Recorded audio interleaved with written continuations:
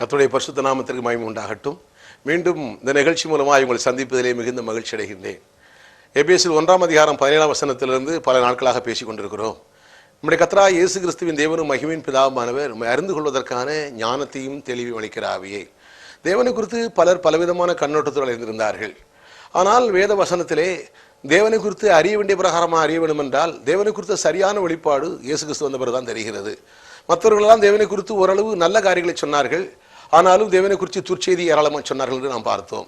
யோபுடைய வாழ்க்கையிலே பார்த்தோம், எரேமியாவுடைய வாழ்க்கையில பார்த்தோம், தாவீதுடைய வாழ்க்கையில பார்த்தோம். இன்னும் பல எல்லா தீர்க்கதரிசிகளும் கூட நல்ல காரியங்கள் ஏராளமாக சொன்னார்கள். அறியாமையினாலே வாழ்க்கையில் பிரச்சனைகள் வந்தபோது, கஷ்டங்கள் வந்தபோது தேவன் தான் இதை செய்தார் என்று அவர்கள் சொல்ல ஆரம்பித்தார்கள்.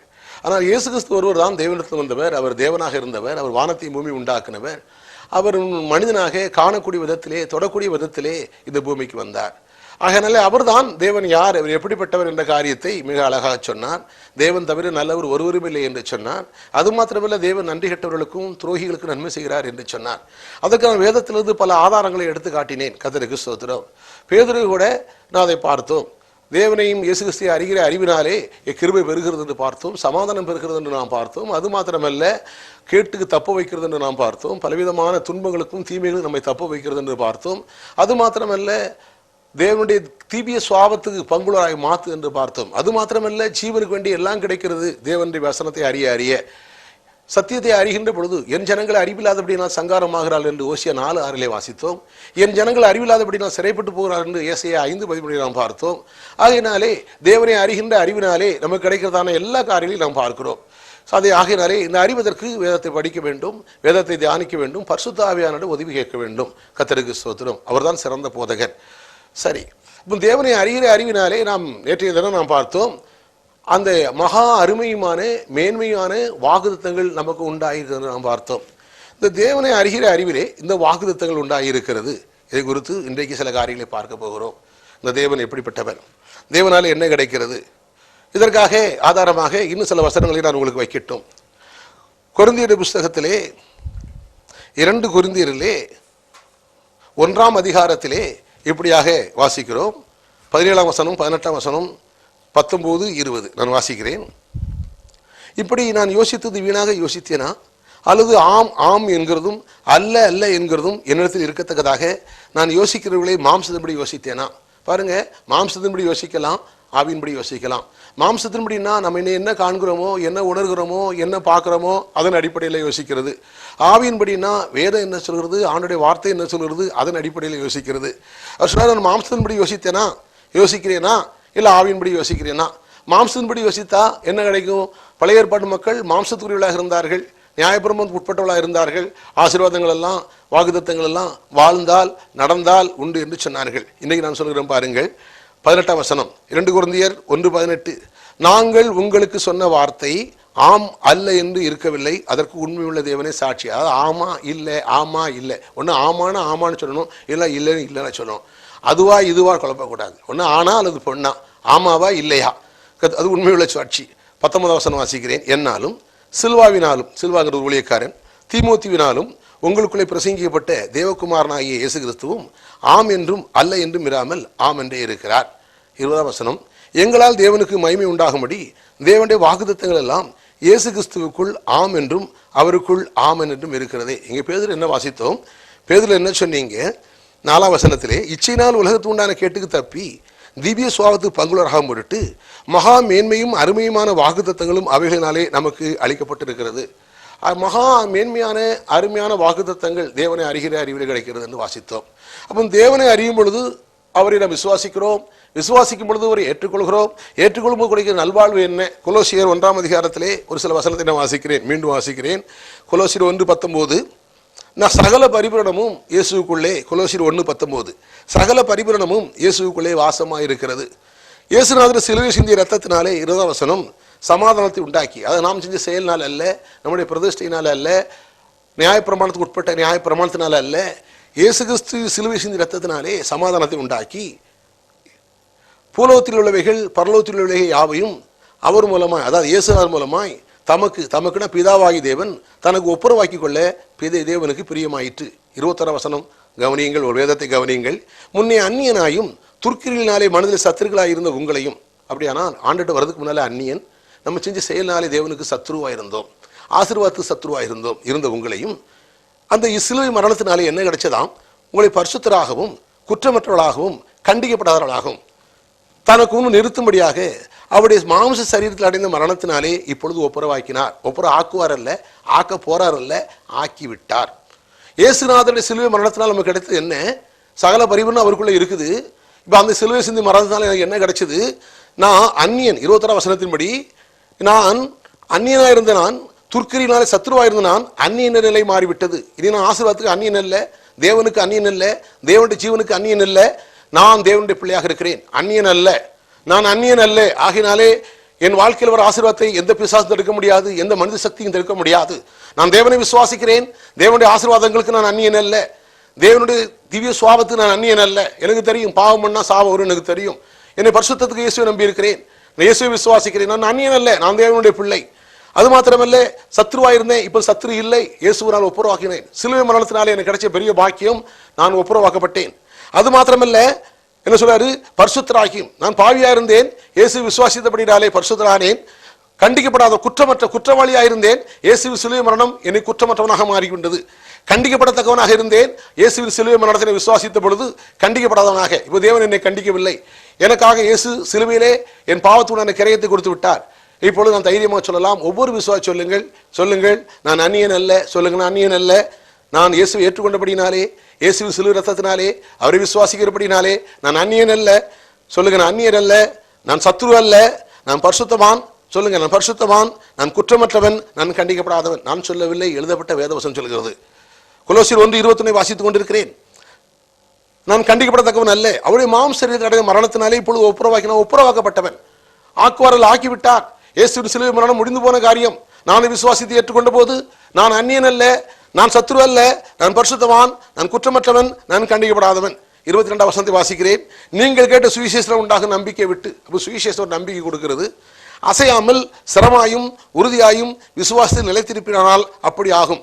அந்த சுவிசேஷம் வானத்திங்கில் இருக்கிற சகல சிருஷ்டிகளுக்கும் பிரசங்கிக்கப்பட்டு இருக்கிறது. அருமையானவர்களே, அந்த சுவிசேஷம் வானத்திங்கில் இருக்கிற சகல சிருஷ்டிகளுக்கும் பிரசங்கிக்கப்பட்டிருக்கிறது. அப்போ சுவிசேஷம் எனக்கு ஒரு நம்பிக்கை கொடுக்கிறது. இயேசு கிறிஸ்து சிலுவை மரணம், பாடு, உயிர்த்தெழுதல். அவரை விசுவாசிக்கின்ற பொழுது எனக்காய் பாடுபட்டார், எனக்காய் அடிக்கப்பட்டார், எனக்காய் நொறுக்கப்பட்டார், என் பாவங்களுக்கு பரிகாரம் செலுத்தி முடித்தார். ஆகையினால் நான் பாவியா இருந்த போது, நான் துரோகியா இருந்த போது இயேசு எனக்காக மரித்தார். இன்னும் இயேசுவை விசுவாசிக்கின்ற பொழுது 2000 ஆண்டுகளுக்கு முன்பாக எனக்குண்டான பாவத்துடான கிரயத்தை அவர் செலுத்தி முடித்து விட்டார். ஆகையினாலே இன்றைக்கு இயேசு விசுவாசித்தபடியினாலே, ஏற்றுக்கொண்டபடியினாலே இலவசமாய் பாவ மன்னிப்பு. அதான் அப்போஸ்தலர் நடவடிக்கை 26:18 நாம் வாசித்தோம். என்னை பற்றி விசுவாசத்தினாலே பாவ மன்னிப்பு, இலவசமான பாவ மன்னிப்பு. நான் இப்பொழுது பாவம் மன்னிக்கப்பட்டிருக்கிறேன், ஆகையினாலே பரிசுத்தவான். என் குற்றங்கள் மன்னிக்கப்பட்டிருக்குது, ஆனாலே குற்றமற்றவன். இனி அவனை தேவன் கண்டிக்கிறது இல்லை. சகல பரிபூரணத்துக்கும் நான் சொந்தக்காரன். காரணம், நான் இயேசுவை ஏற்றுக்கொண்டபடினாலே தேவனுடைய பிள்ளை. நான் அந்நியன் அல்ல, நான் புழு அல்ல, பூச்சி அல்ல, கழுதை அல்ல, காக்கா அல்ல, நான் தேவனுடைய பிள்ளையாக இருக்கிறேன். ஆனால் பழைய ஏற்பாட்டு மக்கள் நாம் புழு, பூச்சி, செத்தனாய் என்று சொன்னார்கள். அவர் சொல்வதில் அர்த்தம் இருந்தது. ஆனால் புதிய உடன்படிக்கையிலே இயேசுவை ஏற்றுக்கொண்ட போது நான் தேவனுடைய பிள்ளையாக இருக்கிறேன். அதுதான் கலாத்தியர் 4 சொல்கிறார், நீ அடிமை இல்லை, நீ புத்திரனாக இருக்கிறாய்.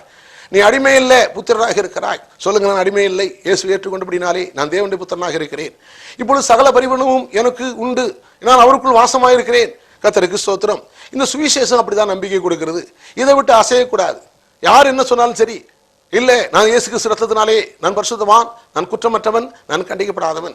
அப்படியானால் நான் பரிசுத்தவனாக இருக்கிறபடினாலே எனக்கு வாக்குத்தத்தம் சொந்தம். ஆனால் தான் தேவனை அறிகிற அறிவினாலே எனக்கு கிடைத்தது. இயேசு கிறிஸ்து சிலுவை மரணத்தை அறிந்தேன், அவரை விசுவாசித்தேன், ஆண்டவராக ரட்சகராக ஏற்றுக்கொண்டேன் என்று நீங்கள் சொல்ல ஆரம்பிக்கின்ற பொழுது நீங்கள் பரிசுத்தவான் என்றும் குற்றமற்றவள் என்றும் கண்டிக்கப்படாதவர் என்றும் கொலோசியர் 1:21 வசனத்தின்படி தீர்ப்பளிக்கப்படுகிறது. வானமும் பூமி ஒளிந்து போனாலும் வார்த்தை ஒழியாது. இந்த வார்த்தையை விசுவாசிக்கலாம். இல்லை மாம்சத்தின்படி யோசித்தா அது எப்படி பிரதர், நான் குற்றவாளி தான். அது மாம்ச சிந்தை. மாம்ச சிந்தை தேவனுக்கு விரோதமான பகை. அது மரணம் என்று யோசிக்கிறோம். மாம்சிக சிந்தை மனித அடிப்படையிலே, புலன்களின் அடிப்படையிலே யோசிப்பது. ஆனால் வேதவசனத்தின் அடிப்படையிலே பார்த்தால் வேதவசனம் சொல்லுகிறது, ஐயா உன் தகுதி இல்லை, உன்னுடைய வாழ்க்கை இல்லை, உன் பிரதிஷ்டை இல்லை, உன் பொருத்தனை இல்லை. என் மகன் இயேசு கிறிஸ்துவை விசுவாசித்த போது அவருக்குள் சகல பரிபூரணம் இருக்கிறது.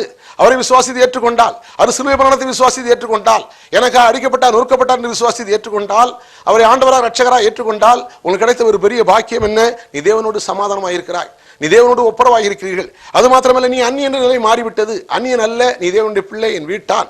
அது மாத்திரமல்ல, நீ சத்துரு அல்ல, என்னுடைய பிள்ளை, என் புத்திரனாக இருக்கிறாய். நீ பரிசுத்தவான், நீ குற்றமற்றவன், கண்டிக்கப்படாதவன். இதுதான் சுவிசேஷம் உண்டாகும் நம்பிக்கை. 22ஆம் வசனம் அதைத்தான் சொல்லுகிறது. நீங்கள் கேட்ட சுவிசேஷம் உண்டாகும் நம்பிக்கை விட்டு, இது நம்பிக்கை கொடுக்கிறது. இந்த சுவிசேஷம் ஒரு நம்பிக்கை தருகிறது. இதை விட்டுட்டு அவங்க சொல்றாங்க, இவங்க சொல்றாங்க, அவங்க அப்படி பேசுறாங்க, இப்படி பேசுறாங்க, அதெல்லாம் கிடையாது பிரதர், என்ன பார்த்தாலே எனக்கு தகுதி இல்லை, எனக்கு இது அப்படி இல்லை, அப்படி யோசித்தா அது மாம்சத்திற்கு சிந்தையாக இருக்கிறது. அது மாம்சீக சிந்தையாக இருக்கிறது. புலன்களின் அறிவில் வரக்கூடிய சிந்தையாக இருக்கிறது. வேத வசனத்தின் அறிவில் வரக்கூடிய சிந்தை என்ன இல்லை. சுவிசேஷனுக்கு நம்பிக்கை கொடுக்கிறது. கர்த்தருக்கு ஸ்தோத்திரம். அதை விட்டு நான் அசையக்கூடாது, அதிலே ஸ்திரமாய் இருக்க வேண்டும், உறுதியாக இருக்க வேண்டும் என்று பவுல் சொல்கிறார். அதிலே ஸ்திரமாயும் உறுதியாயும் விசுவாசத்தில் நிலைத்திருப்பீர்களானால் அப்படி ஆகும். அப்போ அதை விட்டுட்டு ஒரு நாள் நான் நீதிமான், நான் பரிசுத்தவான், நான் குற்றமற்றவன் சொல்லிட்டு மறுநாள் நான் பாவி, நான் குப்பை, நான் தூசி, நான் மண்ணு, நான் கழுத, நான் ஒண்ணுக்கு இல்லாதவன் சொன்னா ஒண்ணும் கிடைக்காது. விசுவாசத்துல உறுதியா நிற்க வேண்டும். கர்த்தர் இயேசு கிறிஸ்து தியாகத்தினாலே, அவர் சிந்த தியாகத்தினாலே நான் பரிசுத்தவான். அப்படி ஒரு பரிசுத்தவான் என்று சொல்ல வேண்டும். இந்த பரிசுத்தவான பாவம் வரும்போது இயேசு நாமத்தை எதிர்த்து நிற்க வேண்டும். ஆண்டவரே, அப்படி இது முடியவில்லை என்றால், ஒருவேளை தவறு செய்தால் இயேசுவே என் பாவத்தை மன்னி என்று சொன்னால் மன்னிக்கிறார். என்றால் யோவான் சொல்கிறார், நமக்கு பாவம் இல்லை என்போமானால் நம்மை நாமே வஞ்சிக்கிறவர்களாக இருப்போம். அவர் தன்னையும் சேர்த்து தான் சொல்றார். நம்முடைய பாவங்களை நாம் அறிக்கையிட்டால் நம்முடைய பாவத்தை மன்னித்து எல்லா அநியாயத்தை நீக்கி சுத்தி இருப்பதற்கு அவர் உண்மையும் நீதி உள்ளவராக இருக்கிறார். அருமையானவர்களே, பாவம் பண்ணும் போது ஒருவேளை தவறு இருந்தால் ஆண்டவரே மன்னினா மன்னிக்கிறார். கர்த்தருக்கு ஸ்தோத்திரம். ஆனால் நீ இதை ஜெயிப்பதற்கு என்ன செய்ய வேண்டும்? நான் பரிசுத்தவான் பரிசுத்தவான் சொல்லும் போது உங்களுக்குள்ளே மாற்றம் ஏற்படுகிறது, பரிசுத்த சிந்தை ஏற்படுகிறது. ஒருவேளை பாவகரமான எண்ணம் வரும்பொழுது அதை எதிர்க்கக்கூடிய ஆற்றல் ஏற்படுகிறது. அதுபோல நீதி. கர்த்தருக்கு ஸ்தோத்திரம். அப்படியானால் இங்க என்ன சொன்னார் 22ஆம் வசனத்திலே, நீங்கள் கேட்ட சுவிசேஷம் உண்டாகும் நம்பிக்கை விட்டு அசையாமல் ஸ்திரமாயும் உறுதியாயும் விசுவாசத்தில் நிலைத்திருப்பீர்கள். அப்படி ஆகும். எப்படி ஆகும்? நீ நீதிமான், பரிசுத்தவான், குற்றமற்றவன், கண்டிக்கப்படாதவன். இந்த சுவிசேஷம் வானத்திங்கில் இருக்கிற சகல சிருஷ்டிகளுக்கு பிரசங்கிக்கப்பட்டிருக்குது. அதற்கென்றே பவுலாகி நான் ஊழியக்காரன், வேலைக்காரனா இருக்கிறேன். இதை பேசதான் என் வேலை, இதை சொல்றதா என் வேலை. அப்படியானால் இயேசுவை பற்றி விசுவாசனாலே நீங்க நீதிமானா இருக்கிறபடினாலே எல்லா ஆசீர்வாதங்களும் உங்களுக்கு சொந்தம். இதை நாம் பார்க்கிறோம். அதைத்தான் பேதுரு சொல்கிறார். அப்ப தேவனை அறிகிற அறிவினாலே திவ்ய சுபாவத்துக்கு பங்குள்ளராய் மாத்திரம் இல்ல, மகா மேன்மையான அருமையான வாக்குத்தத்தங்கள் இருக்கிறது. இப்பொழுது கொரிந்தியருக்கு திருப்பி நான் வாசிக்கிறேன். 2 கொரிந்தியரிலே மீண்டும் அந்த வசனத்தை நான் வாசிக்கிறேன். 2 கொரிந்தியர் 1ஆம் அதிகாரம் 20ஆம் வசனம். எங்களாலே தேவனுக்கு மகிமை உண்டாகும்படி தேவனுடைய வாக்குத்தத்தங்கள் எல்லாம் கிறிஸ்து இயேசுவுக்குள் ஆம் என்றும் அவருக்குள் ஆமன் என்று இருக்கிறதே. அப்போ என்னாலும் சில்வாவினாலும் தீமோத்தினாலும் பிரசங்கிக்கப்பட்ட தேவகுமாரனா இயேசு கிறிஸ்து ஆம் என்றும் அல்ல என்று இராமல் ஆம் என்று இருக்கிறார். என்ன அர்த்தம் தெரியுமா? இந்த வாக்குத்தத்தங்கள் நிபந்தனைக்குட்பட்டதாக பழைய ஏற்பாட்டில் இருந்தது. உதாரணமாக விளங்கும்படியாக பல காரியங்கள் சொல்லலாம். ஒரு காரியத்தை மாத்திரம் உங்கள் முன்னாலே வைக்கிறேன். உபாகம புத்தகம் 28ஆம் அதிகாரத்திலே நான் உங்களுக்கு வாசித்து காட்டுகிறேன். உபாகமம் 28:1 வாசிக்கிறேன் பாருங்க. இன்று நான் உனக்கு விதிக்கிற உன் தேவனாய கர்த்தருடைய கட்டளைகளின்படி எல்லாம் செய்ய நீ கவனமாய் இருக்கும்படி அவர் சத்தத்துக்கு உண்மையாய் செவி கொடுப்பாயானால் உன் தேவனாய் கர்த்தர் பூமியுள்ள சகல ஜாதிகளில் எல்லாம் உன்னை மேன்மையாக வைப்பார். பாருங்க, உன் பூமியில் உள்ள சகல ஜாதிகளில் எல்லாம் மேன்மையா ஆகணும்னா நீங்க என்ன பண்ணணும்? உன் தேவனாய் கர்த்தர் அவருடைய கட்டளைகளின்படி எல்லாம், நல்லா விளங்கிக்காங்க, எல்லாம், ஒரு கட்டளை இல்லை, எல்லா கட்டளைகளின்படியும் தேவனாய் கர்த்தர் சொன்ன எல்லா கட்டளைப்படி செஞ்சா, நடந்தா, ஜீவிச்சா உங்களுக்கு அது உண்டு. அவன் ஜீவிக்கலன்னா கிடையாது. அதான் இங்க சொல்லுகிறார். என்ன ஆசீர்வாதம்? மேன்மையாக வைப்பார். அப்ப கிறிஸ்தவ வாழ்க்கை அப்ப செய்தால் உண்டு. ஆனா இங்கே நான் செய்யவில்லை, ஆகையினாலே நான் குற்றவாளியாக இருக்கிறேன், நான் செய்யவில்லை, நான் பாவியாக இருக்கிறேன், இயேசு சிலுவையில மரித்தபடினாலே, அவரை ஏற்றுக்கொண்டபடினாலே நான் பரிசுத்தவான், குற்றமற்றவன், கண்டிக்கப்படாதவன். அப்படியானா எனக்கு ஆசீர்வாதங்கள் எப்படி வருகிறது? இயேசுவினால் வருகிறது. அதனால்தான் வாக்குத்தத்தங்கள் எல்லாம் கிறிஸ்து இயேசுவுக்குள் ஆம் என்றும் ஆமென் என்று இருக்கிறது. நான் செஞ்சேனா செய்யலையாங்கிறதல்ல, இயேசுவை விசுவாசித்தால், தேவனுடைய ஒரே பேரான குமாரனை விசுவாசித்தால் எனக்கு எல்லாம் கிடைக்கிறது. அதைத்தான் ரோமர் சொல்லுகிறார், சொந்த மகன் என்று பாராமல் நமக்காக அவரை கொடுத்தவர் அவரோடு கூட மற்ற எல்லாவற்றையும் நமக்கு அருளாது இருப்பது எப்படி? உங்களை ஆசீர்வதியாமல் இருப்பது எப்படி? அப்போ அது விளங்க வேண்டியது அவசியமாக இருக்கிறது. அப்போ நம்முடைய சிந்தனையை மாற்ற வேண்டியது அவசியமாக இருக்கிறது. அதை புரிந்து கொள்ள வேண்டியது அவசியமாக இருக்கிறது. வாக்குத்தத்தங்கள் எல்லாம் கிறிஸ்து இயேசுவுக்குள் ஆம் என்று இல்லை என்று இராமல் ஆம் என்றே இருக்கிறது. பழைய ஏற்பாடு அப்படி கிடையாது. நீ செஞ்சியா உனக்கு ஆமா, நீ வாழ்ந்தையா உனக்கு ஆமா, இந்த வசனம் உனக்கு சொந்தம். நீ நடந்தையா ஆனா உனக்கு சொந்தம், நீ நடக்கலையா உனக்கு கிடையாது. ஆனா புதிய ஏற்பாட்டில் இயேசு கிறிஸ்துவை விசுவாசித்தா நீ நடந்தையா நடக்கலையாங்கிற கேள்வி இல்லை, நீ வாழ்ந்தையா வாழலையாங்கிற கேள்வி இல்லை. வேதத்தை சொல்லப்பட்ட அத்தனை வாக்குத்தத்தங்களும், ஒரு வாக்குத்தத்தம் இல்லை, 2 வாக்குத்தத்தம் இல்லை, 10 வாக்குத்தத்தம் 100 வாக்குத்தத்தம் இல்ல, எல்லா வாக்குத்தத்தங்களும் ஆம் என்றும் ஆமென் இருக்கிறது. இயேசுவை ஏற்றுக்கொண்ட ஒரே காரணத்தினாலே, கல்வாரத்தினால கழுவப்பட்ட ஒரே காரணத்தினாலே, தேவனுடைய பிள்ளை என்ற அந்தஸ்து தேவனாலே பெற்றுக்கொண்ட காரணத்தினாலே எல்லா ஆசீர்வாதங்களும் எல்லா வாக்குத்தத்தங்களும் எந்த நிபந்தனையும் இல்லை, இலவசமாய் இயேசுவின் தியாக புண்ணியத்தினாலே, இயேசுடைய கிருபையினாலே அத்தனை உங்களுக்கு சொந்தம். அதனால தான் நாங்கள் வாக்குத்தத்த அட்டைகளை எல்லாம் அதிகமாக நான் போடுவதில்லை, அதை நான் நம்புகிறதில்லை. ஏன்னா வாக்குத்தத்தம் எல்லாம் எனக்கு சொந்தம். ஒன்று அல்ல, 2 அல்ல, எல்லா வாக்குத்தத்தங்களும் எனக்கு சொந்தம். அதனால ஒன்று கொடுத்து யாரும் என்ன திருப்திப்படுத்த முடியாது. எல்லா வாக்குத்தத்தங்களும், நீ நிரப்பாத சகல நல்ல வஸ்துகள் நிரம்பி வீடுகளும் இதெல்லாம் வாக்குத்தத்தம். நீ வெட்டாத வெட்டப்பட்ட துறவுகளும், நீ நடாத திராட்சை தோட்டங்களும் ஒலிவு தோப்புகளும் அவருக்கு தருவேன்னார். நான் ஒன்றும் இல்லாத இருந்த போது அடுத்த வேளை ஆகாரத்தில் இல்லாத இந்த வார்த்தை சொன்னேன். நீ நிரப்பாத சகல நல்ல வஸ்துகள் நிரம்பி வீடுகளும், வீடு இல்லை வீடுகள், நீ வெட்டாத வெட்டப்பட்ட துறவுகள், துறவல்ல கிணறுகள், நீ நடாத திராட்சை தோட்டங்கள் ஒலிவு தோப்புகளும் உனக்கு தருவேன். நான் பேசும்போது எனக்கு தெரியல, நான் ஒரு சின்ன பிள்ளை போல பேசினேன். கர்த்தர் சொன்னார், நான் நம்புறேன், அதனால பேசுறேன். நான் பிரசங்கம் பண்ணும்போது சிலர் முன்னால் உட்கார்ந்து இருந்தாங்க. நாங்கள் பண்றேன், இப்ப பிரசங்கம் பண்றேன், கர்த்தர் சொல்லியிருக்கிறார், வசனம் இப்படி சொல்லுது, வாக்குத்தத்தங்கள்லாம் உங்களுக்கு சொந்தம். நீ நிரப்பாத சகல நல்ல விசுவாசமே வீடுகளும், நீ வெட்டாத வெட்டப்பட்ட துறவுகளும், நீ நடாத திராட்சை தோட்டங்களும் ஒலிவத்துவம் உங்களுக்கு தருவேன். பிரசங்கம் பண்ண எனக்கும் தெரியாது, பிரசங்கத்தை கேட்கிற உங்களுக்கும் தெரியாது. பைபிள்ல இருக்குது, இயேசுவை விசுவாசிக்கிறேன். மாம்சத்தின்படி யோசித்தா அது எப்படி கிடைக்கும், அது எப்படி கிடைக்கும், சாத்தியம் இல்லை சொல்லலாம். ஆனா வசனத்தின்படி பேசுறேன், நான் விசுவாசிக்கிறேன். தேவன் கேட்கிறார், தேவ தூதர்கள் கேட்கிறார்கள், எப்படி பண்ணுமோ எனக்கு தெரியாது, என்ன நடக்குமோ தெரியாது. காணாத தேவன், காணப்படாத உலகத்திலே என் கண்ணு காண முடியாவிட்டாலும் அவருடைய வார்த்தை விசுவாசிக்கிறேன், அந்த வார்த்தை நிறைவேறும் சொன்னேன். கொஞ்ச நாள் பேசிட்டே இருந்தேன். வெகு சீக்கிரத்திலே கர்த்தர் வீடுகளையும் தோட்டங்களையும் துறவுகளையும் கொடுத்தார். அதுக்கு சம்பாதிக்க ஞானத்தை கொடுத்தார், திறமையை கொடுத்தார், புதிய புதிய யுக்திகளை கொடுத்தார், புதிய புதிய கண்டுபிடிப்புகளை கொடுத்தார். அருமையானவர்களே, கர்த்தருடைய நாமம் மகிமைப்படட்டும். அப்படியான வாக்குத்தத்தங்கள் அத்தனையும் கிறிஸ்து இயேசுவினாலே ஆம் என்றும் ஆம் என்று இருக்கிறது. ஏசாயா தீர்க்கதரிசியில கூட இன்னும் சில காரியங்களை நான் உங்களுக்கு சொல்லுகிறேன். அப்போ இந்த உபாகமம் 28ஆம் அதிகாரத்திலே என்ன வாசிச்சீங்க? இந்த கற்பனைப்படி எல்லாம் செஞ்சா நீ மேன்மை வைப்பார் சொல்றாரு உன் தேவனாய கர்த்தர். திருப்பி ஏசாயாக்கு வேண்டாம், உபாகமத்திலே பார்ப்போம். உபாகமம் 28:2 உன் தேவனாய கர்த்தர் சத்தத்துக்கு செவி கொடுக்கும் பொழுது, நல்ல கவனிங்க, சத்தத்துக்கு செவி கொடுக்கும் பொழுது. இப்போ புதிய ஏற்பாட்டில் என்ன சத்தம்? ஏதோ என் குமாரன் இவரில் பிரியமா இருக்கிறேன், இவரை விசுவாசிகள். இயேசுவை விசுவாசிக்கும் போது, இயேசுடைய வார்த்தையை ஏற்றுக்கொள்ளும் பொழுது, இயேசுவோடு ஐக்கியப்படுகின்ற பொழுது, இயேசுடைய வல்லமையை பெற்றுக்கொள்ளும் பொழுது கர்த்தருக்கு ஸ்தோத்திரம். என்ன கிடைக்குமா? பழைய ஏற்பாட்டில் சத்தம், ஒருத்தங்க கூட வாழ முடியல, ஒருத்தங்க கூட பிரமாணத்தில் ஜீவிக்க முடியல, அதனால தான் ஒழிச்சிட்டு தன் குமாரன் அனுப்பினார். இங்க வாசிக்கிறோம், அவர் உண்மையாக செவி கொடுக்கும் பொழுது இப்பொழுது சொல்லப்படும் ஆசீர்வாதங்கள் எல்லாம் உண்மையில் உனக்கு பலிக்கும். எப்போ? செவி கொடுக்கும் போது. இப்போ என்ன செவி கொடுக்கிறது? இயேசுவை ஏற்றுக்கொள்ளும் போது பலிக்குது. என்ன பலிக்குது? நீ பட்டணத்தில் ஆஸ்வதிப்பட்டிருப்பாய், வெளியில ஆஸ்வதிப்பட்டிருப்பாய். இது கண் கூட அனுபவிக்க முடிகிறது. நான் டெல்லிக்கு போனா அங்கே அற்புதம் நடக்கிறது பார்க்கிறேன். கர்த்தருடைய நாமம் மையப்படுவதாக. நீ பட்டணத்திலும் ஆஸ்வதிப்பட்டிருப்பா, வெளியில ஆஸ்வதிப்பட்டிருப்பா. அதை இப்படி கூட மாற்றி சொல்லலாம். நான் தேவன் இயேசுவை ஏற்றுக்கொண்டபடினாலே இயேசு எனக்குள்ள வாசம் பண்ணுகிறார், உங்களுக்குள்ள வாசம் பண்ணுகிறார். நான் அவர்களுக்குள்ள வாசம் பண்ணி அவர்களுக்குள்ள ஆவி அவர்கள் தேவனாக இருப்பேன். இப்பொழுது இயேசு கிறிஸ்து உங்களுக்குள்ள வாசம் பண்ணுகிறார். அப்போ ஒரு உலகத்தை உண்டாக்குன இயேசு உங்களுக்குள்ள வாசம் பண்ணுறபடினாலே இந்த வசனத்தை இப்படி கூட சொல்லலாமே. எப்படி சொல்லலாம் தெரியுமா? என்னாலே என் பட்டணம் ஆஸ்வதிக்கப்பட்டிருக்கும், காரணம் எனக்குள்ள இயேசு இருக்கிறார். சொல்ல முடியுமா நீங்க? என்னாலே என் வீடு ஆஸ்வதிக்கப்பட்டிருக்கும் சொல்லுங்க. என்னாலே என் குடும்பம் ஆஸ்வதிக்கப்பட்டிருக்கும், என்னாலே எனக்குள்ள இயேசு இருக்கிறபடினாலே, நான் இயேசு ரத்தத்தை ஏற்றுக்கொண்டபடினால் நீதிமான், பரிசுத்தவான், குற்றமற்றவன்.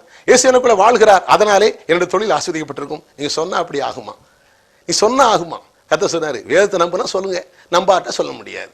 விசுவாசிச்சா சொல்லுங்க, விசுவாசிக்கிறா சொல்ல முடியாது. நான் விசுவாசிக்கிறேன், என் அறிவு சொல்லுது அது நடக்காதுங்குது, என் மூளை சொல்லுது, உணர்ச்சி சொல்லுது, அதெல்லாம் முக்கியம். கர்த்தருடைய வார்த்தை சொல்லுகிறது, நான் விசுவாசிக்கிறேன். என்ன சொன்னேன்? என்னாலே வீடு ஆஸ்வதிக்கப்பட்டிருக்கும், என்னாலே என் தொழில் ஆஸ்வதிக்கப்பட்டிருக்கும். காரணம், ஆசீர்வாத தேவன் எங்கோ இல்லை, எனக்குள் வாழ்கிறார், எனக்குள்ள உலாவுகிறார். கர்த்தருக்கு ஸ்தோத்திரம். சொல்ல முடியுமா? என்னாலே பட்டணம் ஆஸ்வதிக்கப்பட்டிருக்கும். அது மாத்திரமல்ல, கீழே என்ன சொல்றாரு பாருங்க, நீ பட்டணத்தில் ஆஸ்வதிக்கப்பட்டிருப்பாய், வெளியில ஆஸ்வதிக்கப்பட்டிருப்பாய். இப்படி சொல்லலாமே, என்னாலே என் பட்டணம் ஆஸ்வதிக்கப்பட்டிருக்கும், என்னாலே நான் போகிற இடமெல்லாம் ஆஸ்வதிக்கப்பட்டிருக்கும். ஏனென்றால் எனக்குள்ள ஆசீர்வதிக்கிறார். ஆபிரகாமுக்கு சொன்னார், நீ ஆசீர்வதிக்குள்ளே ஆஸ்வதிப்பேன். இப்போ ஆசீர்வதிக்குள்ளே ஆசீர்வதிப்பேன் அதிகாரத்தை கொடுத்தார். நமக்கு அப்படி இல்லை, ஆசீர்வதிக்கிற தேவனே நமக்குள்ள வாசம் பண்ணி கொண்டிருக்கிறார். நம்புறீங்களா? விசுவாசிக்கிறீங்களா? இதாங்க புதிய ஏற்பாட்டில் மகா பெரிய மேன்மை, விசுவாசத்தில் கிடைத்த பெரிய பாக்கியம். அடுத்தால சொல்லுகிறாரு, உன் கற்பத்தின் கனி, உன் நிலத்தின் கனி, உன் மாடுகளின் பெருக்கம், உன் ஆடுகளின் மந்தை, ஒரு மிருகஜீவன் பலன் ஆஸ்வதிப்பட்டிருக்கும். பழைய ஏற்பாட்டில் வேலைக்காரர்கள் சொன்ன விஷயம். நீங்க வேலைக்காரர்கள் இல்லை, பிள்ளை. பழைய ஏற்பாட்டில் அவர்களுக்குள்ள தேவன் வாசம் பண்ணல, கூட இருந்தார். ஆனால் உங்களுக்குள்ள வாசம் பண்ணுகிறார். நீங்க எத்தனை விசேஷமானவர்கள் சொல்லுங்க. என் கற்பத்தின் கனி ஆஸ்வதிக்கப்பட்டிருக்கும் சொல்லுங்க, என் நிலத்தின் கனி ஆஸ்வதிக்கப்பட்டிருக்கும். அப்போ நிலம் இன்னைக்கு விளைச்சல் இல்லைங்கிறாங்க. இல்லை, பூச்சி அரிச்சிச்சு இல்லைங்க, நிறைய கிடைக்கும். ஏன்னா இயேசு எனக்குள்ள இருக்கிறார், நான் சாபத்திலிருந்து மீட்கப்பட்டிருக்கிறேன். வாசிக்கும் பாருங்க, என் மாடுகளின் பெருக்கம், என்னுடைய மாடு பெருகும், மாடெல்லாம் தேஞ்சு போகாது. அப்போ சொல்லணும், நாளை தினம் இதை குறித்து இன்னும் சில விளக்க போறேன். அப்படியானா இது பெருக்க இல்லையே, எனக்கு ஆசீர்வாதம் இல்லையே, எப்படி ஜெயிப்பது? நாளைக்கு சொல்லித்தரேன். கர்த்தருக்கு ஸ்தோத்திரம். இனி நான் என்ன சொல்றேன், இப்போது சொல்லுங்கள். என் ஆடுகளின் மந்தை ஆஸ்வதிக்கப்பட்டிருக்கும், என் மிருக ஜீவனுடைய பலன் எல்லாம் பெருகிட்டே இருக்குமா. அப்போ ஒரு பெருக்கம் உண்டாகிறது. அப்போ வாக்குத்தத்தங்கள் எல்லாம் எனக்கு கிடைக்கிறது. என்ன கிடைக்கிறது? எனக்கு பலன் ஆஸ்வதிக்கப்பட்டிருக்கும். அது மாத்திரமல்ல, என் கூட மாபசிர தொட்டி ஆஸ்வதிக்கப்பட்டிருக்கும். இது எப்படி? என் செயலால் அல்ல, என் உபாசனால அல்ல, நான் ஏதோ தேவனுடைய வசனத்தை இப்படி கேட்டு அதன்படி வாழ்ந்தனால அல்ல, இயேசுவை விசுவாசித்து ஏற்றுக்கொண்டபடினாலே, இயேசு எனக்குள் வாழுகிறபடினாலே, என்னுடைய செயலால் அல்ல, என்னுடைய பொருத்தனையினால அல்ல, என்னுடைய கண்ணியினால அல்ல, இது கிருபையினாலே. அதான் சொன்னார் பவுல், சொல்றது கிருபை என்றால் கிரியை அல்லவே, அது கிரியை என்றால் கிருபை அல்லவே. கிருபை பெற்றவள் வாழ்கிறார்கள், கிருபை விசுவாசிக்கிற வாழ்கிறார்கள், கிருபை பெறுகிறது, சமாதானம் பெறுகிறது, தேவபக்தி உண்ட எல்லாம் கிடைக்கிறது. அதுதான் பேதுரு சொல்லுகிறார். அப்போ தேவன் கிருபை, இயேசுவை அறிந்தபடினாலே, இயேசு எனக்குள் வாழ்கிறார் என்ற அறிவு வந்தபடினாலே, தேவன் எனக்குள்ள உலாவுகிறார் என்று அறிந்தபடினாலே, பரிசுத்த ஆவியானவர் எனக்குள் இருக்கிறார் என்ற தெளிவு, அந்த ஞான இருதயம் சுவிசேஷம் வந்தபடினாலே, இரத்த புண்ணியத்தினாலே கிடைத்தபடினாலே எனக்கு கிடைக்கிற பெரிய பாக்கியம் என்ன என்ற கூட ஆஸ்வதிக்கப்படுகிறது. கூட சில மார்க்கெட்டில் போய் வாங்குவோம், நிறைய காய் வாங்கி பார்த்து பார்த்து பார்த்து பார்த்து வாங்கிட்டு வருவாங்க. வீட்டில் வந்து பார்த்தா காயை வெட்டி பார்த்தா, கத்திரிக்காய் வெட்டி பார்த்தா உள்ள எல்லாம் பூச்சியா இருக்கும். ஒரு ஆஸ்வாதம் இல்லாத ஒரு வாழ்க்கை. கூட ஆஸ்வதிக்கப்பட்டிருக்குது. ஆனால் அந்த நிலை மாறும். நான் சும்மா அள்ளிட்டு தான் வரேன், வீட்டில் வந்து பார்த்தா எல்லாமே நல்லா தான் இருக்கும். கர்த்தருக்கு ஸ்தோத்திரம்.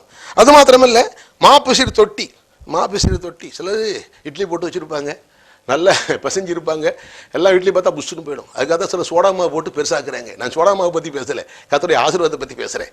ஆசீர்வாதம் சோடா மாவோட பெருசு. நீங்கள் பார்த்தீங்கன்னா எல்லாம் நிறைய நல்லா சமைச்சு பார்ப்பாங்க, சரியா பத்தலை. ஆனால் கர்த்தருடைய ஆசீர்வாதம் இருந்தால் நீங்கள் சாப்பிட்டு, பிள்ளைகள் சாப்பிட்டு, எல்லாம் சாப்பிட்டு மிச்சம் இருக்குங்க. இது அனுபவபூர்வமாக சொல்லிட்டு இருக்கிறோம். சில காரியங்களை எல்லாம் விலைக்கு சொல்ல முடியாது, ஏன்னா நம்ப மாட்டீங்க. நிறைய காரியம் வாழ்க்கையில அனுபவம் பெற்று கொண்டிருக்கிறேன்.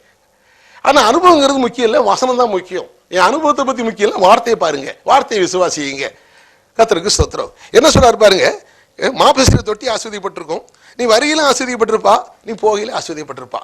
வருகையிலும் எங்க போனாலும் சரி ஒரு ஆசீர்வாதம். ஏன்னா ஆசீர்வதிக்கிற தேவன் நமக்குள்ள இருக்கிறார். 1 கொரிந்தியர் 3:14 வாசிக்கிற அல்லவா, நீங்களே தேவனுடைய ஆலயம் என்றும் தேவனுடைய ஆவி உங்களுக்கு வாசமா இருக்கிறார் என்று அறியீர்களா. அப்படின்னு என்ன அர்த்தம்? ஒரு காலத்துல ஆலயத்தில் இருந்தார், கோவில்ல. இயேசுநாதர் என்னைக்கு சிலுவையில மரித்தாரோ, முழு உலகத்தின் பாவத்தை சுமந்து தீர்த்தாரோ, அவர் மரணத்தை விட்ட போது தேவலத்தின் திரைச்சியில 2ஆ கிழிச்சிருச்சு. இப்போ கோவில்ல கிடையாது, கோவில்ல சர்ச்சில் கிடையாதுங்க. தேவன் கோவிலை விட்டு வெளியே வந்துட்டார். அதனால நாங்கள் முன்னால கோவில் அலைஞ்சோம், இப்போ கோவிலாம் விட்டுட்டோம். வசனத்தை படிக்கிறோம், கர்த்தர் எங்களுக்குள்ள இருக்கிறார். அருமையானவர்களே, இப்போ தேவன் கோவில் இல்லை, தேவன் உங்களுக்குள்ள வர்றார். அப்போ தேவன் உங்களுக்குள்ள வந்தபடினாலே, தேவன் உங்களுக்குள்ள வாசம் பண்ணபடினாலே, நீங்கள் உலகத்தை சிருஷ்டித்த தேவனை சுமந்து கொண்டு திரிகிறீர்கள். நம்புறீங்களா? நான் ஒரு காலத்தில், அறியாத காலத்தில், பேசாத நடக்காத தெய்வம்னு சொல்லி சில விக்கிரகங்களை சுமந்து கொண்டு திரிந்தேன். ஆனால் தேவனை அறிஞ்சு இப்பொழுது அதில் ஒன்றும் இல்லை, அதில் பேசவும் ஒன்றும் செய்யறதில்லை. அதுதான் நினைச்சு நம்பிக்கை அறியாமல் செய்தேன். அருமையானவர்கள் அப்படி செய்யறாங்க, குறை சொல்றதில்லை, தெரியாமல் இருந்தேன். ஆனால் இன்றைக்கு இயேசு ஏற்றுக்கொண்ட போது நான் ஆலயமாய் மாறினேன். ஆலயமாக மாறும் நான் சொல்ல வேதம் சொல்கிறது. ஆகையினாலே நான் ஜீவனுள்ள தேவனை, இயேசு கிறிஸ்துவை, பரிசுத்த ஆவியானவரை நான் சுமந்து கொண்டு திரிகிறேன். இப்பொழுது நான் எங்கு சென்றாலும் தேவனுடைய பிரச்சனை இருக்கிறபடினாலே, சில வீடுகளில் கால் வச்சோடனே பேய் ஆடுறது பார்க்குறேன். சில வீட்டில் போய் தொட்டுட்டு வந்தோடனே, ஒரு கடையில் போய் உட்காந்து பேசிட்டு வந்தேன், சும்மா பேசிட்டு வந்தேன். அவன் சொன்னா, நான் வந்த பிறகு அவனுடைய டிபி நீங்க போச்சுன்னு சொன்னான். அருமையானவர்களே, நம்முடைய ஒரு பிரசன்ஸ் நம்ம எங்க போனாலும் கூட இருக்கிறது. நம்ப முடிகிறதா? கர்த்தருக்கு ஸ்தோத்திரம். ஏன்னா நான் தேவனை சுமந்து கொண்டு திரிகிறேன். அப்போ நாம் எங்கு சென்னாலும் ஒரு ஆசீர்வாதம் இருக்கிறது, தேவனுடைய பிரசன்னம் நம்மோடு கூட வருகிறது, அவர் நமக்குள்ளே வாழ்ந்து கொண்டிருக்கிறார். ஆகையினாலதான் இதுதான் இந்த வாக்குத்தத்தங்கள் எல்லாம் மகா மேன்மையான நிலையில் நமக்கு பெற்றிருக்கிறோம். இது கிறிஸ்துவ நமக்கு கிடைச்சது. இதனால ஆமாவா இல்லையாங்கிறது இல்லை. இயேசுவை ஏற்றுக்கிட்டா அவனுக்கு ஆமாதான், இல்லைங்கிற பேச்சு இடமே கிடையாது. ஏன்னா உங்க தகுதி, பழைய ஏற்பாடுல தகுதி இருந்தா உண்டு, தகுதி இல்லைன்னா கிடையாது. உனக்கு தகுதி இருக்குதா வா, தகுதி இல்லைன்னா ஓடிப்போ. ஆனா புதிய ஏற்பாடுல தகுதி இருக்கா இல்லையா, என் இயேசுவை ஏத்துக்கிட்டாயா, எல்லா ஆசீர்வாதம் உனக்கு ஓசிப்போ. கர்த்தருக்கு ஸ்தோத்திரம். ஹல்லேலூயா. எல்லா ஆசீர்வாதமும், ஒரு நிபந்தனையும் கிடையாது. ஒரே ஒரு நிபந்தனை, மகனை ஏற்றுக்கொள்ளணும், இயேசுவை ஏற்றுக்கொள்ளணும். ஏன்னா அவர் எனக்காக எல்லாம் செய்து முடிச்சிருக்கிறார். கர்த்தருக்கு ஸ்தோத்திரம். அது மாத்திரம் என்ன சொல்கிறார், நீ வருகையில் ஆசீர்வதிக்கப்பட்டிருப்பா, போகையில் ஆசீர்வதிக்கப்பட்டிருப்ப. உனக்கு விரோதமாக எழும்புகிற உன் சத்துருக்களை கர்த்தர் ஒரு முன்பாக முறியடிக்கும்படி ஒப்பு கொடுப்பார். நம்ம சத்துரு மனுஷன் கிடையாது. திருப்பி சொல்றேன், மனுஷன் மேலே நினைச்சிடாதீங்க. நம்முடைய சத்துரு பிசாசு தான். அந்த மனிதர்களை பயன்படுத்தலாம். ஆனால் நம்முடைய டீலிங் மனுஷனோட இல்லை, மனுஷனுக்கு பின்னால் வேலை செய்கிற பிசாசு. மாமியார் நமக்கு சத்துரு இல்லை, மாமியாருக்கு பின்னால் வேலை செய்கிற பிசாசு. மனைவி சத்துரு இல்லை, மனைவிக்கு பின்னால் வேலை செய்கிற சத்துரு. ஆனால் சத்துரு டீல் பண்ணும்போது மனைவியோட அன்பு வாழ்க்கை ரொம்ப நன்றாக இருக்கும். புருஷன் சத்துரு இல்லை, புருஷனுக்கு பின்னால கிரியை செய்கிற பிசாசு. ஆகையினால் அருமையானவர்களே, அவர் ஒப்பு கொடுப்பார். இது பழைய ஏற்பாடுல ஒப்பு கொடுப்பார். புதிய ஏற்பாடுல தேவன் நமக்குள்ள இருக்கிறார் நீ விளங்கிக்கிட்டீங்கன்னா அந்த தேவனுடைய வல்லமையை எப்படி உபயோகிப்பது கத்துக்கிட்டீங்கன்னா தொடர்ந்து கவனிங்க. நான் சொல்லி தர போறேன். பிரச்சனையை எப்படி ஜெயிக்கிறது, சூழலை எப்படி மாத்துறது, தரித்திரத்தை எப்படி மாத்துறது, தொடர்ந்து கவனிங்க. இல்லைன்னா என்னோட ஒளிநாடகங்களை கேட்டு வாங்குங்க. கர்த்தருக்கு ஸ்தோத்திரம். இலவசமா தான் நாங்க கொடுக்குற அத்தனை ஆசீர்வாதங்களும் இலவசம். கர்த்தர் உங்களை ஆசீர்வதிப்பாராக. அருமையானவர்களை, என்ன வாசிக்கிறோம்? உனக்கு ஒரு வழியாக பிரச்சனை வருகிறது, 7 வழியா ஓடி போயிடும். ஏன்னா தேவன் உங்களோட இருக்கிறார், தேவனுடைய மகிமை உங்களோட இருக்கிறது. இயேசுவை ஏற்றுக்கொண்டா தேவன் உங்களுக்குள்ள வாசம் பண்ணுகிறார். அப்போ சத்துரு வருகிறான், கிட்ட வந்து எங்க தேவன் இருக்கிறார். ஆனா ஆண்டவர் சொன்னார், இந்த கல்லில் மோதுகிறவன் நொறுங்கி போவான், இந்த கல் எவன் மேல் விழுங்குமோ நசுக்கி போடும். அப்படின்னா என்ன அர்த்தம்? ஆண்டவர் யாரையும் நொறுக்கிறவர் அல்ல, அவனே வந்து மோதுறான். ஒரு பாறை மண்டையை உடைச்சா என்ன ஆகும்? அந்த மண்டை ஓது. அதனால தான் நாம தேவன் பிரச்சனை இருக்கிறபடினாலே, அந்த தேவனுடைய வல்லமை நம்ம மூடி இருக்கிறபடினாலே எந்த சத்துரு வல்லமையும் நம்மளை மேற்கொள்ள முடியவில்லை. எத்தனை விசுவாசிக்கிறீங்க? அதான் சொல்றாரு. அது மாத்திரமல்ல, ஆசீர்வாதங்கள் பழைய ஏற்பாட்டிலே செஞ்சா நடந்த ஆசீர்வாதம், புதிய உடன்படிக்கையிலே யாரும் நடக்க முடியல, எல்லாம் தோத்ததுனால இயேசு வந்து அவர் செய்தார். எல்லா ஆசீர்வாதமும் அவருக்கு சொந்தம். அவரை நம்ம ஏற்றுக்கொண்டபடினாலே அவருடைய ஆசீர்வாதம் அத்தனையும் நமக்கு இலவசம். என்ன வாசிக்கிறோம் பாருங்க, 8ஆம் வசனம், உபாகமம் 28:8. கர்த்தர் ஒரு களஞ்சியம். களஞ்சியம்னா பேங்க். நீங்க நேரம் பார்த்தா பேங்க் அக்கௌண்ட் வைக்க மாட்டேங்கிறாங்க. இல்லைங்க, பேங்க் அக்கௌண்ட் இருக்கணும். நிறைய பேங்க் அக்கௌண்ட் உண்டாக்குறோம். ஏன்னா களஞ்சியங்கள் இருக்கணும். தேவனுடைய பிள்ளைகள் களஞ்சியமே இல்லையாங்கிறது பெருசு இல்லை, களஞ்சியங்கள் இருக்கணும். ஏன்னா நாம் வசதியா இருப்பது, நாம் குறைவில்லாமல் இருந்தா தேவநாமம் மையப்படும். நாம் இல்லாமலும் தரித்திரத்தில் இருந்தா என்ன சொல்லுவாங்க தெரியுமா? என்னையா கர்த்தரை நம்பலாம், கர்த்தர் என்ன கொடுத்தாரு உங்களுக்கு, நாங்க அவ்வளவு நல்லா இருப்போம். கர்த்தரை நம்புகிறவன் ஒரு குறைவில்லாமல் இருந்தா கர்த்தருக்கு மகிமை உண்டாகும். கர்த்தருக்கு சொத்து விளங்குறதே இல்லை. எதுக்காக ஐஸ்வர்யம்? முதலாவது நீங்க நன்றா இருக்க வேண்டும். 2வது ஐஸ்வர்யத்தின் மூலம் தேவன் மகிமைப்படுகிறார். 2.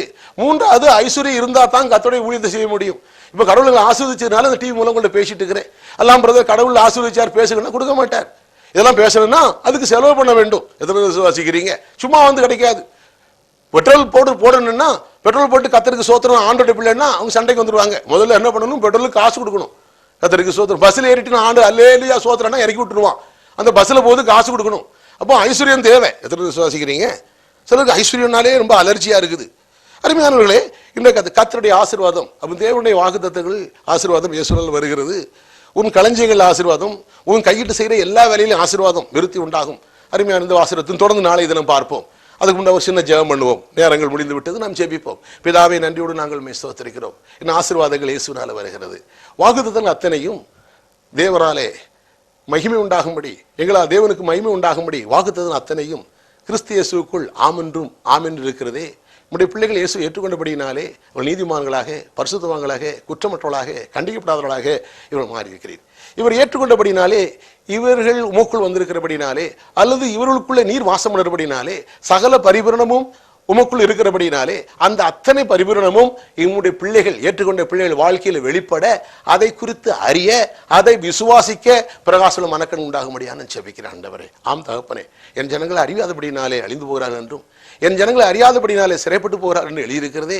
உடைய பிள்ளைகள் வேதத்தில் இருக்கிற அதிசயங்களை காணத்தக்கதாக உணர்வுள்ள இருதயத்தையும், ஆண்டவரே காணக்கூடிய இருதயத்தையும், உணரக்கூடிய ஒரு இருதயத்தையும், ஆண்டவரை கேட்கக்கூடியதான ஒரு ஞான வெளிப்பாடு தரும்படியா நன்றியோடு துதிக்கிறோம். பரிசுத்த ஆவியானவர் பிரகாசம் மனக்கண்ணு தருவாராக நன்றியோடு துதிக்கிறோம். இப்பொழுது கூட ஆண்டவரே, அந்த ஆசீர்வாதத்தில் சுகம் உண்டு, விருத்தி உண்டு, களஞ்சியங்கள் நிரம்பி வழிய ஆண்டவரே, நம்முடைய பிள்ளைகள் வாழ்க்கையில் கடன் இருக்குமானால் தொடர்ந்து சத்தியத்தை கேட்டு கடலிருந்து எப்படி வெளியே வருவது என்பதை விளங்கி, ஆண்டவரே அநேகருக்கு கொடுக்கக்கூடியவர்களாக, ஊழியர்களுக்கு செலவு பண்ணவர்களாக, கர்த்தாவே அவர் அந்த நிலை ஆத்திர நிரம்பி வழியத்தக்கதாக கர்த்தர் இவர்களை ஆவிக்குரிய ஜீவியத்திலும் பொருளாதாரத்திலும் இயேசுவின் நாமத்திலே உயர்வு தர கர்த்தருடைய வார்த்தையை விளங்கிக் கொள்வார்களாக ஆசீர்வதிக்கிறோம். ஆண்டவரே, கனவுமக்கு மகிமையுமக்கு புகழ்ச்சி உமக்கு இயேசுவின் நாமத்தில் பிதாவே, ஆமென். பிரியமானவர்களே, நாளை தினம் பார்ப்போம். தொடர்ந்து இந்த செய்தியை பாருங்கள், மற்றவர்களுக்கு அறிவுப்படுத்துங்கள், எங்களோடு தொடர்பு கொள்ளுங்கள். கர்த்தர் தாமே உங்களை ஆசீர்வதிப்பாராக. ஆமென்.